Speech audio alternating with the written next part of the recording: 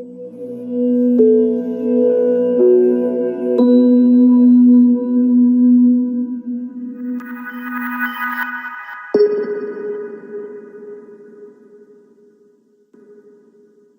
everyone, and welcome to yet another module of the 6-week Affiliate Mastery Challenge. Today, I just want to do a relatively short discussion of an important topic, scaling. So, the types of scaling that exist, what actually helps facilitate scaling, and competitive advantages that you can build to not just help you scale your campaigns, but to scale your business in general. So, there are two primary types of scaling, vertical scaling and horizontal scaling. Vertical scaling is just about spending more on the traffic source that you're on and basically rolling out more campaigns.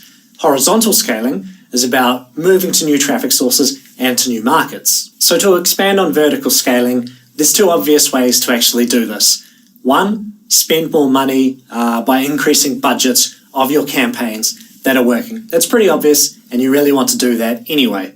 The second thing is to roll out more campaigns, so to split test more things, to split test more angles, more banners, more approaches, split test bidding modes and the values that you use, CPM versus CPC, whitelisting, blacklisting, all of the kinds of things that enhance or work towards optimizing your actual ROI and your revenue on those traffic sources, while at the same time moving to much higher spend levels. So these are the kinds of things that you would never do at $20 a day, because you would not have enough data to actually have any chance of doing this in any sort of sensible way.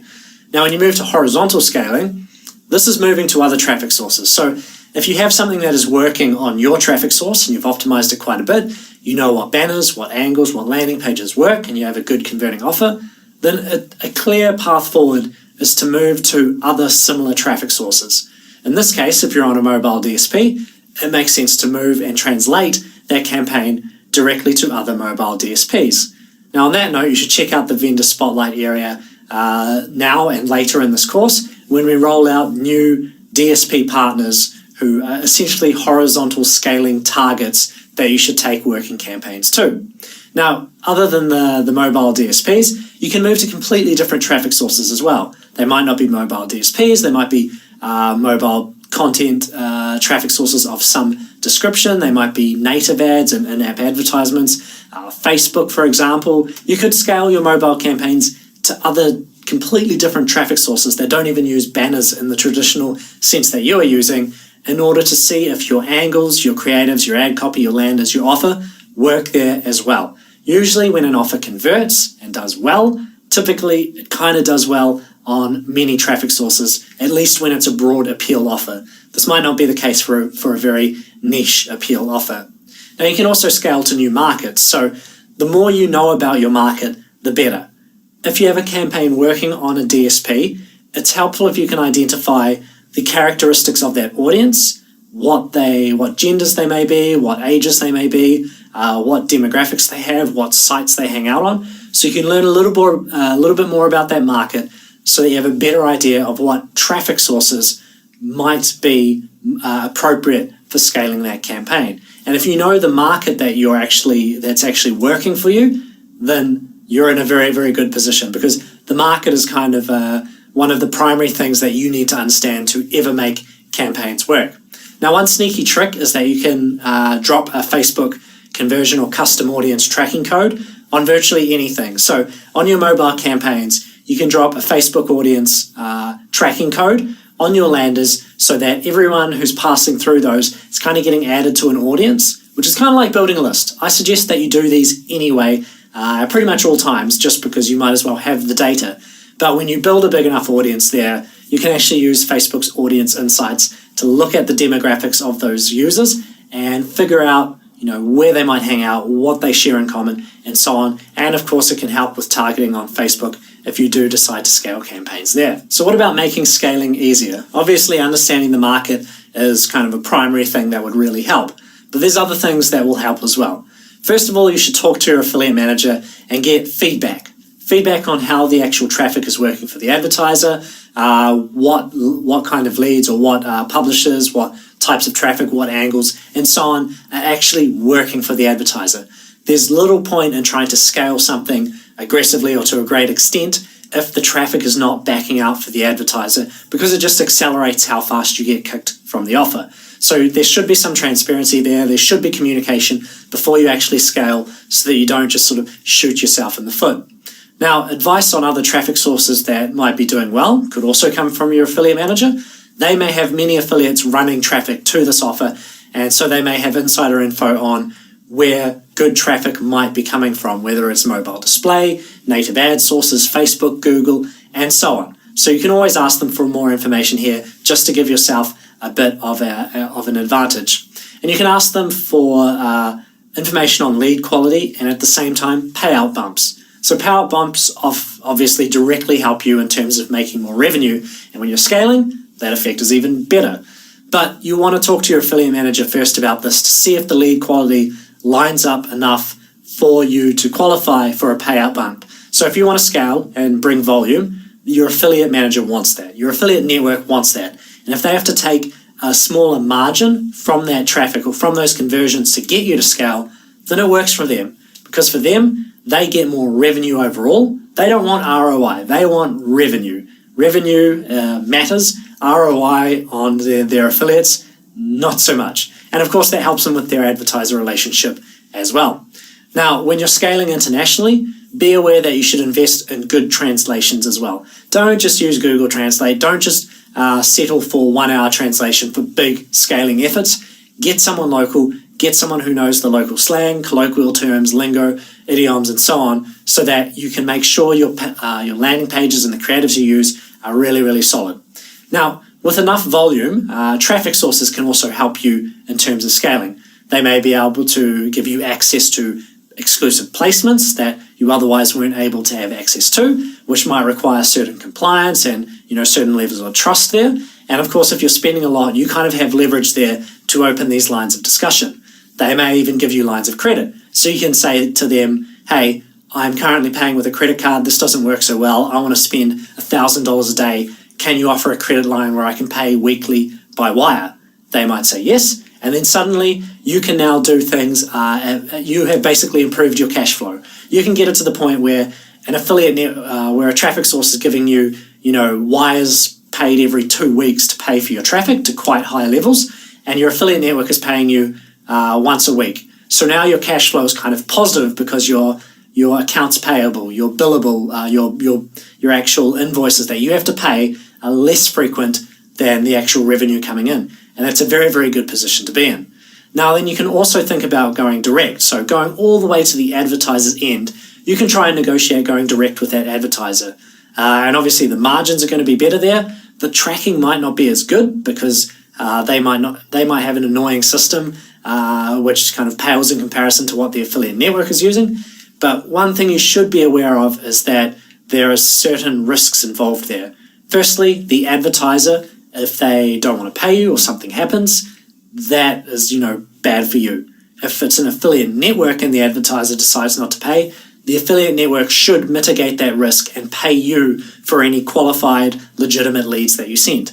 The other thing is, contractually, you're actually breaking an agreement with that affiliate network by typically going direct. A lot of people do it, and generally it's not really that frowned upon, but you should be aware of the fact that contractually, when you signed up to that network, you basically agreed to not circumvent their relationships to establish a direct relationship with one of their clients. So I wouldn't talk to your affiliate manager directly about it, because that's kind of lacking in tact, regardless of the fact that this is kind of common practice in the industry. Now, aside from the entities involved, you can also do things to help yourself scale. So you can build systems that make it easier for you to scale.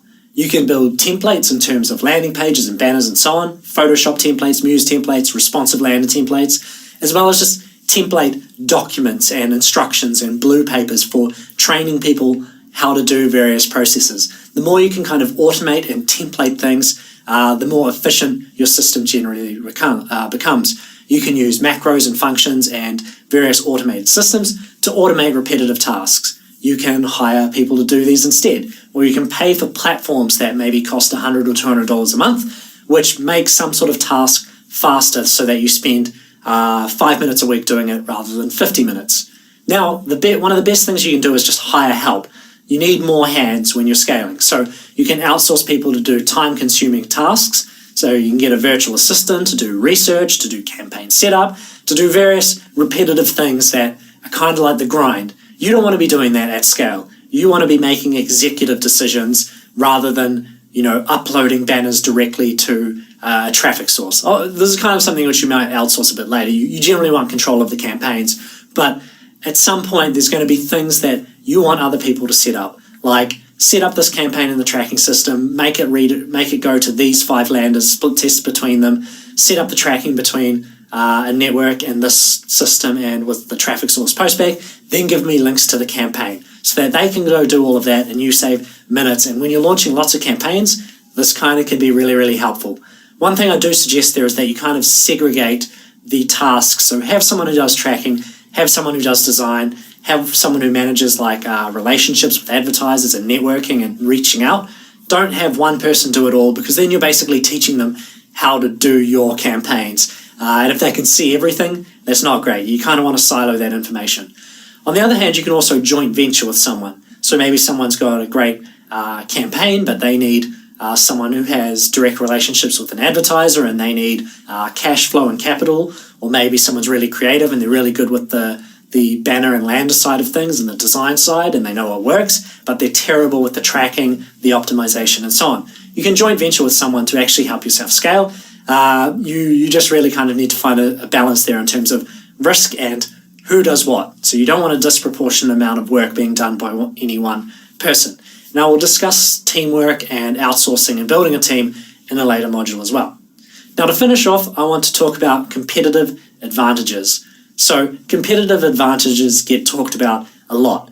People want to build these advantages which basically make it easier for them to make more money, and at the same time make it harder for other people to piggyback off their work and potentially muscle them out of the moat or the niche or the little area that they have built for themselves.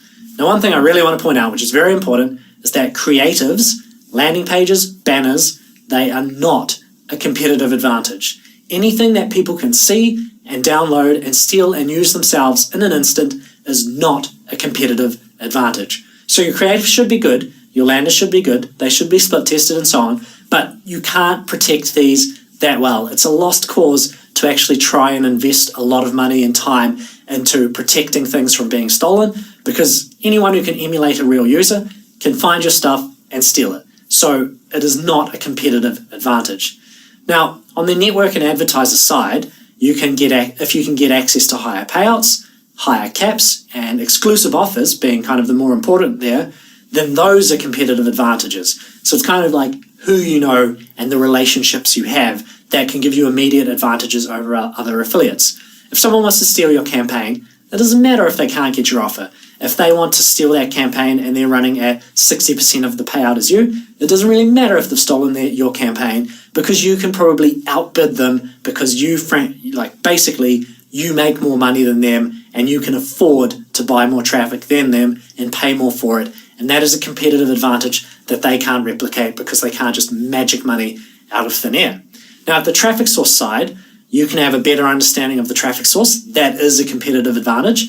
You can have better cash flow and agreements with traffic sources like credit lines. Again, that's a competitive advantage. It lets you scale and spend more aggressively and more efficiently than other affiliates. And exclusive placements. So placements that a traffic source doesn't normally let people have access to, because they are exclusive or high-value publishers that they don't want to lose. So they make sure that only the trusted affiliates and advertisers are allowed to advertise on those.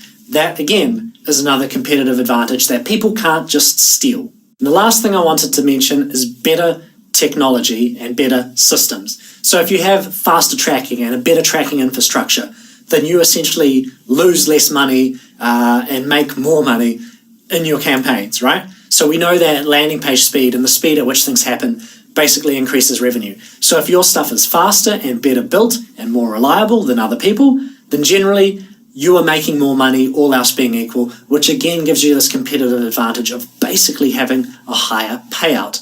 Or having a refined system or a set of systems and processes and a well-trained team gives you automation, scalability, diversification, and divvying out of the actual workload.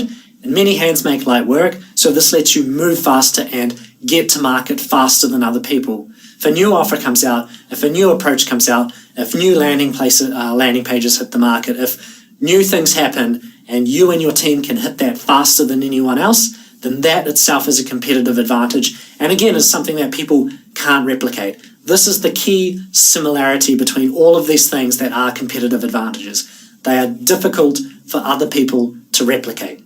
So I'll just leave you with those thoughts. Hopefully this is something that you kind of are mindful of as you grow your business in the future. How can I actually get these competitive advantages? How can I not just be another run-of-the-mill affiliate marketer who doesn't think about this and just grinds out the same old stuff every single day? Okay, that's it for this module. This is Zeno, signing out.